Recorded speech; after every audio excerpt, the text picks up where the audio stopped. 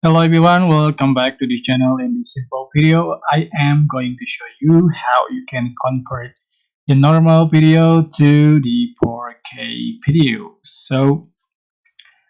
I'm using CapCut PC. Just import your video and add to the track. So to change to the 4K, you are just going to go to export after you editing the video exactly. So just click export and up here's the resolution option and make sure to select the 4K as well. So just click export. Yeah, just like that. Yeah, so basically, but I hope this tutorial was helpful for you. Don't forget to like, comment, share, and also subscribe to this channel. So thank you so much for watching.